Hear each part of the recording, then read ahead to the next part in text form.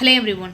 சிலாஜிசமில் only a few only இந்த மாதிரிலாம் ஒரு வேர்டிங் கொடுத்து நம்மளை கன்ஃபியூஸ் பண்ணுவாங்க. அந்த மாதிரி கொஷினை எப்படி ஈஸியாக ஷார்ட்கட்டில் போகிறது?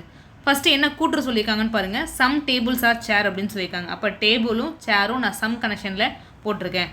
அதுக்கப்புறம் only a few chairs are bed அப்படின்னு சொல்லியிருக்காங்க. ஒன்லி எ ஃபியூ அப்படின்னா சம்மும் சம் நாட்டும் சேர்ந்தது தான் ஒன்லி எ ஃபியூ. அதாவது சம் அப்படின்னா சம் சேர்ஸ் ஆர் பெட் அப்படின்னு நம்ம எடுத்துக்கணும்.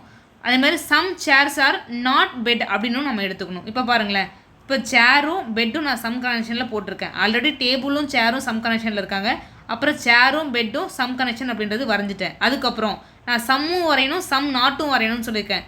அப்போது சம் சேர்ஸ் ஆர், அதுக்கப்புறம் பாருங்கள் இங்கே சேர்லேருந்து தான் நம்ம போகணும். அப்போ some chairs are not bed அப்படின்றது எடுத்துக்கிட்டோம். இப்போ கன்க்ளூஷன் வந்துருங்க. சம் சேர்ஸ் ஆர் பெட் அப்படின்னு சொல்லியிருக்காங்க. எஸ், சேரும் பெட்டும் கரெக்டாக இருக்காங்க, சம் கனெக்ஷனில் இருக்காங்க, கரெக்டு தான்.